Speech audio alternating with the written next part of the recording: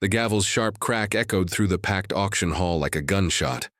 But it was the laughter, cruel, dismissive, and dripping with contempt, that cut deeper than any blade. 73-year-old Cornelius Whitmore stood frozen at the podium, his weathered hands trembling as the room erupted in mockery around him. "Did you hear that?" sneered Maximilian Ashworth, the city's most prominent real estate developer, his voice carrying across the stunned silence that followed the old farmer's opening bid. "The old fool thinks his worthless dirt is worth $500,000. The laughter swelled like a tide, washing over Cornelius with crushing force. Designer suits rustled as the city's elite leaned forward in their velvet-cushioned seats, their manicured fingers pointing at the man who dared interrupt their sophisticated gathering. His worn flannel shirt and mud-stained boots seemed to glow under the chandelier's harsh light, marking him as an outsider in this temple of wealth and privilege. Cornelius had driven 3 hours in his rusted pickup truck to attend this exclusive auction, clutching a manila envelope containing documents that had kept him awake for countless nights. The Riverside Community Center, a place where generations of working families had celebrated weddings, mourned losses, and built the foundations of their tight-knit community, was being sold to the highest bidder. The city council had declared it economically unviable, but Cornelius knew better. He knew what these people really wanted. "Security," called out Vivian Blackthorne, the auction house owner, her diamond-encrusted glasses catching the light as she gestured dismissively. "Please escort this, you gentlemen, back to whatever farm he crawled out of. This auction is for serious buyers only." The crowd's amusement reached a fever pitch as 2 burly guards approached Cornelius. Phones emerged from designer purses and tailored jacket pockets, camera flashes creating a strobe effect, as the city's social media influencers captured what they assumed would be the evening's most entertaining moment. "Look at him," whispered Cordelia Fairmont, the mayor's wife, not bothering to lower her voice. "Probably hasn't seen that much money in his entire pathetic life. How embarrassing." But Cornelius didn't move. Despite the crushing weight of their ridicule, despite the heat of humiliation rising in his chest, he remained planted like the oak trees that had weathered storms on his family's land for over a century. His gray eyes, deep-set and sharp despite his age, swept across the crowd of laughing faces, memorizing each one. The guards flanked him now, their hands reaching for his arms, but Cornelius raised his weathered palm to stop them. When he finally spoke, his voice was quiet, but it carried the weight of decades of hard-earned wisdom. "I reckon you folks might want to hear what I have to say before you throw me out," he said, his rural accent thick with dignity. "Might save y'all some considerable embarrassment." This only drew more laughter. Montgomery Kensington, the pharmaceutical heiress whose family had built their fortune on overpriced medications, actually wiped tears from her eyes. "Oh, this is precious. The old man thinks he can lecture us." Cornelius reached into his envelope, with deliberate slowness, his fingers finding the papers that would soon turn this room of predators into prey. As the laughter continued to ring in his ears, he allowed himself a small, knowing smile. These people had no idea what was coming. The paper in Cornelius's weathered hands looked unremarkable, yellowed with age, bearing the simple letterhead of a small Midwestern law firm from 1952. But as he unfolded it with deliberate care, the laughter in the room began to falter, replaced by an uncomfortable rustling of expensive fabric and the soft clink of jewelry as the crowd shifted nervously. 73 years ago, Cornelius began, his voice gaining strength with each word, "My grandfather, Ezekiel Whitmore, made a deal with this town, a deal that some of you—" His eyes swept across the front row where the wealthiest bidders, whom he seemed to have conveniently forgotten. Maximilian Ashworth rolled his eyes theatrically, but Cornelius noticed the slight tension in his jaw. "This is ridiculous, Vivian. Are we really going to indulge this old man's delusions?" But Vivian Blackthorne had gone pale, her manicured fingers gripping the edge of her podium. She recognized the letterhead. Her own grandfather had been the town's mayor in 1952. Cornelius cleared his throat and began to read, his voice carrying clearly through the now silent hall.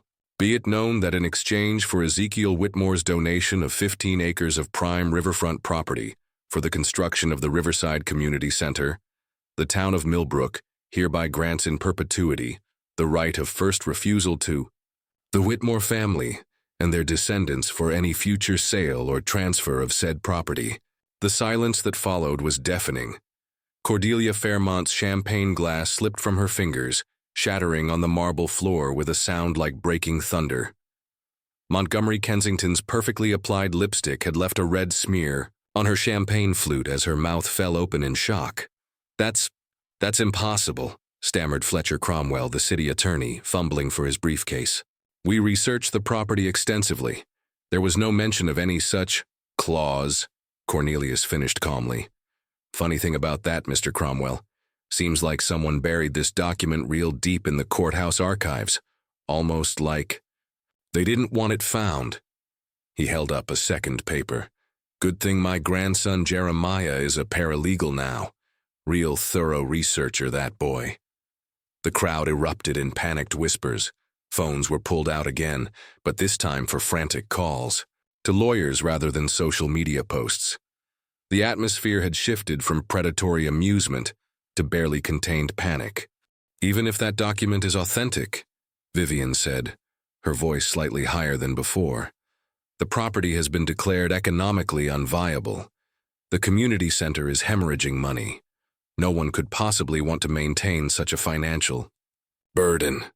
Cornelius's weathered face cracked into the first genuine smile he'd worn in months. "Well now, ma'am, that's where you're wrong." He pulled out a third document, this one crisp and new. "See, I've been doing some research of my own. Turns out the Riverside Community Center sits on some mighty valuable land. Real valuable." The old farmer's eyes gleamed with satisfaction as he watched the color drain from more faces in the crowd. "Seems there's a natural gas deposit running right underneath that building, worth about $50 million, give or take." He paused, letting the numbers sink in. "Funny how that geological survey never made it into the public records either." Maximilian Ashworth lurched to his feet, his composure finally cracking. "You can't prove any of this. These are just papers, old man's fantasies." But Cornelius was already pulling out his phone, a device that looked ancient compared to the sleek smartphones surrounding him. "Well, I reckon Dr. Eugene Hartfield from the State Geological Survey might disagree with you there, Mr. Ashworth. Had a real interesting conversation with him this morning." The room erupted in chaos as the implications hit home. These people hadn't just been bidding on a rundown community center. They'd been fighting over a gold mine, and now the deed was slipping through their manicured fingers. The chaos in the auction hall reached a crescendo as cell phones buzzed with incoming calls and frantic text messages. The city's elite, moments ago united in their mockery, now turned on each other like rabid dogs sensing weakness. But Cornelius wasn't finished. He stood calmly at the podium, watching the pandemonium with the patience of a man who had learned to wait for the right season to plant his crops. Now, he said, his voice cutting through the din like a scythe through wheat. "Before y'all start calling your lawyers and pointing fingers, you might want to hear the rest of what I've got to say." Vivian Blackthorne's face had gone from pale to ashen. She gripped her gavel so tightly her knuckles had turned white. "Mr. Whitmore, I think this auction should be postponed until we can verify—" "Oh, I think we should finish this right here and now," Cornelius interrupted, his voice taking on an edge that made several people in the front row actually lean back in their seats. "Especially since I've got some real interesting information about how this auction came to be in the first place." He reached into his envelope one more time, producing a stack of photographs that looked like they'd been printed from a computer just hours before. "See my grandson Jeremiah. He's real good with them computers. Can find all sorts of things on the internet that folks think they've hidden away." The first photograph showed Mayor Bartlett Cunningham shaking hands with Maximilian Ashworth outside an expensive steakhouse. The second showed Vivian Blackthorne entering the same restaurant 30 minutes later. The third showed Cordelia Fairmont, Fletcher Cromwell, and Montgomery Kensington sharing drinks at a private table, their heads bent together in obvious conspiracy. "These were taken 3 weeks ago," Cornelius announced, holding up the photos. so the crowd could see. Same night the city council voted to declare the community center economically unviable. Mighty coincidental timing, wouldn't you say? Fletcher Cromwell shot to his feet, his face flushed with anger. Those photos prove nothing. We have every right to what? Cornelius's voice cracked like a whip. To conspire to steal property. From the people who built this town, to lie about geological surveys, to fabricate financial reports. He pulled out another document, this one thick with official seals. See, I got a copy of the real financial records for the community center. Turns out it's been profitable for the last 3 years running. Real profitable. The room fell silent except for the sound of someone's phone clattering to the floor. Montgomery Kensington's face had gone gray beneath her perfectly applied makeup. How did you... She started, then stopped herself. How did I get access to records that were supposed to be sealed? Cornelius finished. Well, turns out there's this thing called the Freedom of Information Act. And when you're retired with nothing but time on your hands, you can file a lot of requests. Amazing what you can dig up when you know where to look. He spread the documents across the podium like a poker player revealing a royal flush. Financial fraud, conspiracy to commit theft, abuse of public office, bribery. His eyes swept across, the crowd of increasingly panicked faces. And that's just the charges I can prove with the evidence I brought today. Vivian Blackthorne's gavel slipped from her trembling fingers, clattering onto the floor with a sound that seemed to echo forever. Mr. Whitmore, surely we can come to some sort of arrangement? Oh, we can, Cornelius said, his smile returning. But it won't be the kind of arrangement you're thinking of. He looked out at the crowd of wealthy conspirators, each face now a mask of barely contained terror. See, I didn't come here just to exercise my right of first refusal. I came here to make sure this community center stays exactly what it was meant to be. A place for the people of this town, not a playground for greedy vultures. The silence that followed was pregnant with possibility and terror. In the space of 30 minutes, Cornelius Whitmore had transformed from a figure of ridicule into the most powerful person in the room. The weight of Cornelius's revelations settled over the auction hall like a suffocating blanket. The city's elite, who had arrived that evening expecting to feast on the carcass of a community institution, now found themselves trapped in a web of their own making. But the old farmer wasn't done pulling threads. Now, I reckon some of you are wondering how deep this rabbit hole goes, Cornelius said, his voice carrying a note of grim satisfaction. Well, let me enlighten you. He pulled out a laptop, ancient, by modern standards but clearly functional, and connected it to the auction hall's projection system. The screen behind him flickered to life, displaying a web of financial transactions that made the crowd collectively hold its breath. Bank accounts, shell companies, offshore holdings, all connected by a spider's web of lines that led back to familiar names. My grandson Jeremiah, he studied computer forensics in college, Cornelius explained as the conspiracy unfolded on the screen. Real bright boy, traced every dollar, every payment, every bribe that changed hands to make this auction possible. Maximilian Ashworth had gone green around the gills. This is illegal. You can't hack into private financial records. Hack, Cornelius chuckled, a sound devoid of humor. Son, everything you're looking at came from public records, court filings, and corporate disclosures. It's amazing what you can piece together when you know how to read between the lines. The screen shifted to show a timeline of events. The geological survey that discovered the natural gas deposit, buried by Fletcher Cromwell's law firm, the falsified financial reports showing the community center as unprofitable, signed off on by Montgomery Kensington's accounting firm. The rushed declaration of economic unviability, pushed through by Mayor Cunningham after that dinner meeting. $15 million, Cornelius said, pointing to a highlighted figure on the screen. That's what y'all stood to make by splitting this property development deal between yourselves.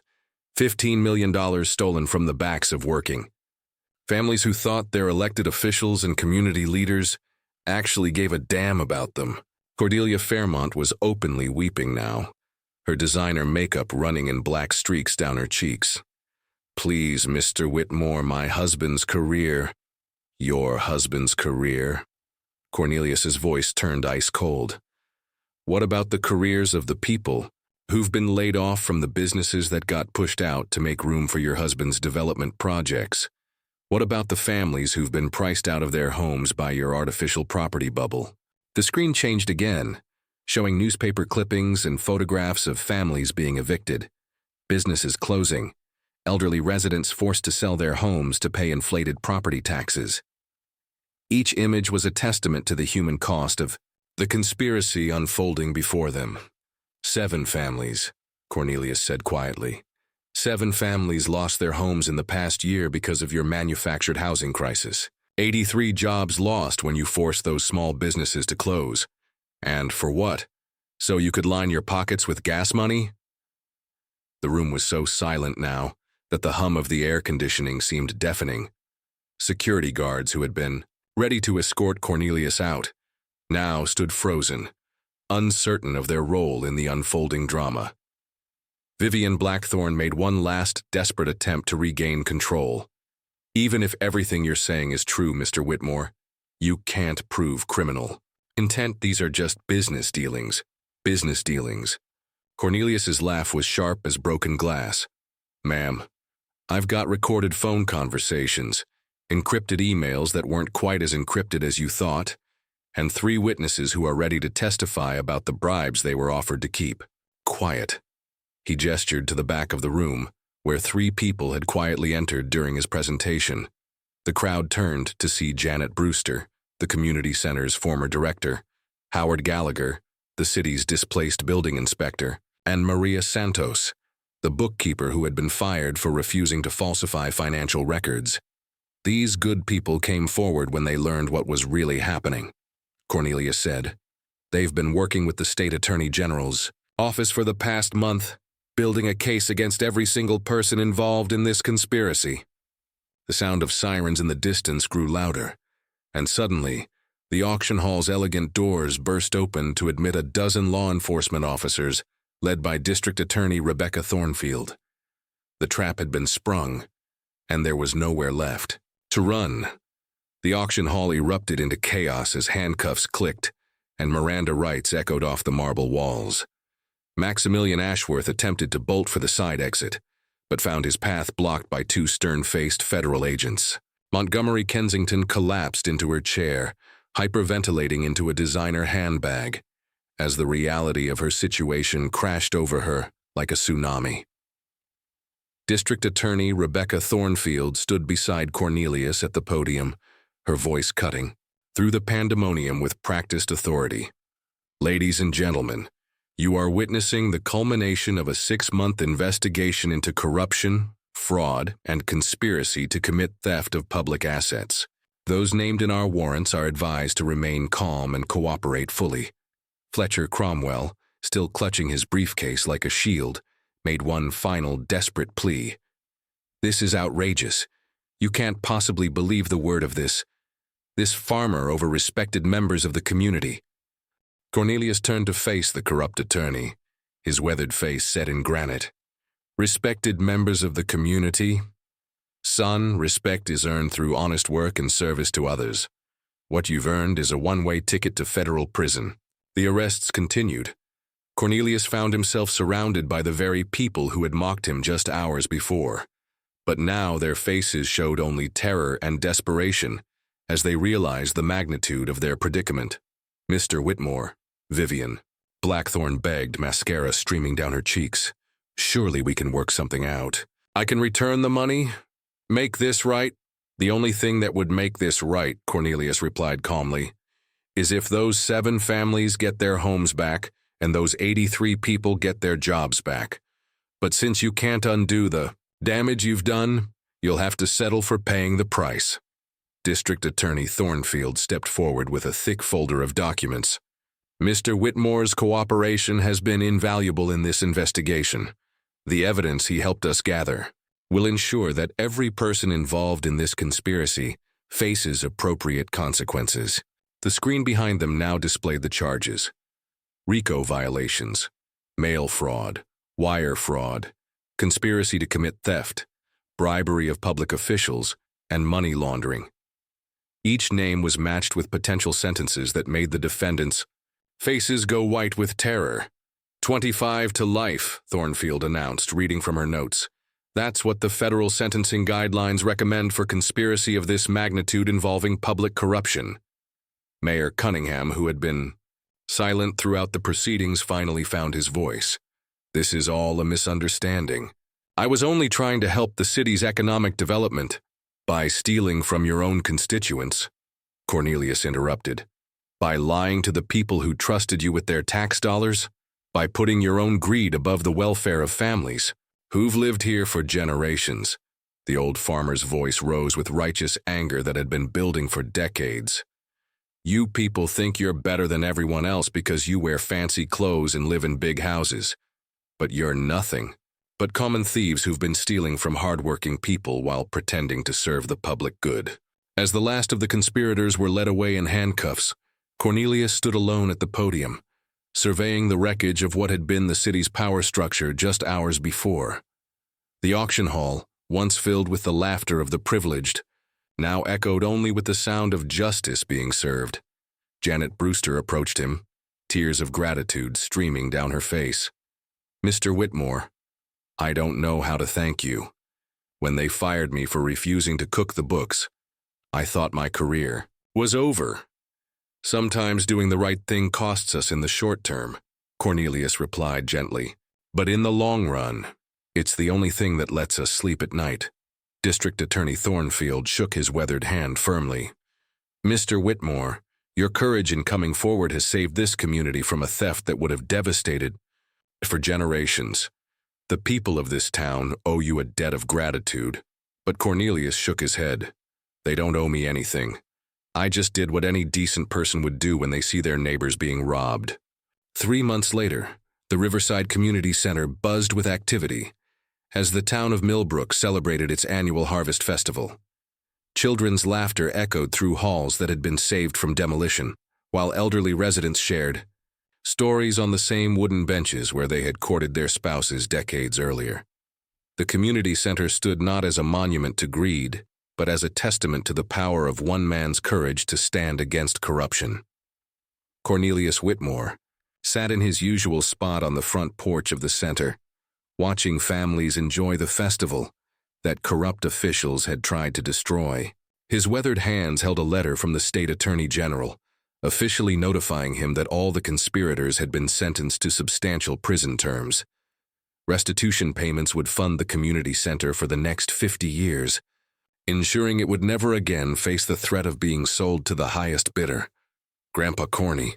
A young voice called out as 8-year-old Paisley Whitmore came running across the grass, her face painted like a butterfly, and her hands sticky with caramel apple. Mom says you're the hero who saved our town. Cornelius chuckled and lifted his great-granddaughter onto his lap. I ain't no hero, little one. I just remembered something important that a lot of folks seem to forget these days. What's that? Paisley asked, her eyes wide with curiosity. That standing up for what's right is never the wrong thing to do, even when it's hard. Especially when it's hard. Jeremiah Whitmore, now 26 and working as a paralegal in the district attorney's office, approached with a satisfied smile. The last of the assets have been recovered, Grandpa. The federal agents traced the money through 7 different offshore accounts. Every penny is being returned to the town. The old farmer nodded, unsurprised by his grandson's thoroughness. Your grandmother would be proud of the man you've become, Jeremiah. She always said education was the most powerful weapon against ignorance and corruption. As the sun began to set over the festival, casting long shadows across the community center grounds, a steady stream of townspeople approached Cornelius to shake his hand and thank him for his courage. Many were families who had been displaced by the conspiracy, now able to return to homes they thought they'd lost forever. Maria Santos, the bookkeeper whose integrity had cost her a job but helped save a community, sat down beside him on the porch steps. Mr. Whitmore, I've been offered a position as the city's new financial director. They want someone they can trust to make sure this never happens again. That's good news, Maria. This town needs people like you in positions of authority. People who remember that public service means serving the public, not serving yourself. As the evening deepened and the festival began to wind down, Cornelius found himself surrounded by the three people who had risked everything to help expose the truth. Janet Brewster, now reinstated as the community center director. Howard Gallagher returned to his position as building inspector with a mandate to ensure transparency. And Maria Santos, soon to become the guardian of the city's finances.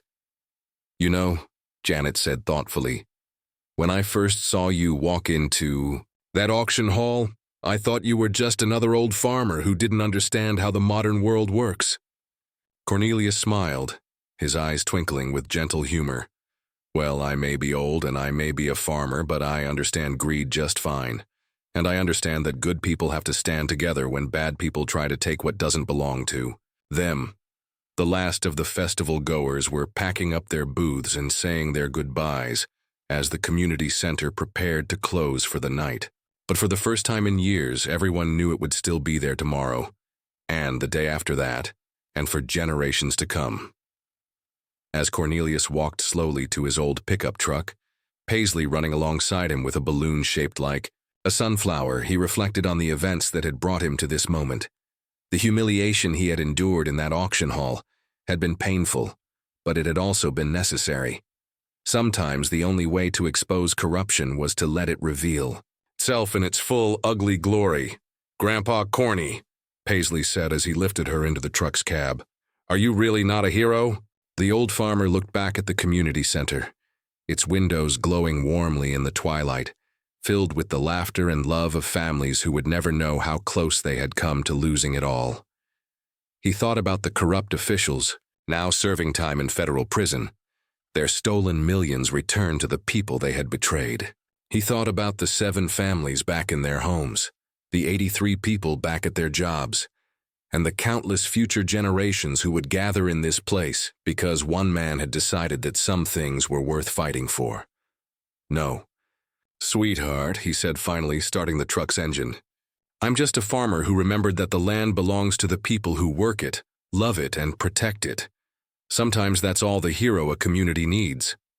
As they drove home through streets lined with houses where families slept peacefully, secure in their homes and their future, Cornelius Whitmore smiled. The harvest had been good this year in more ways than one.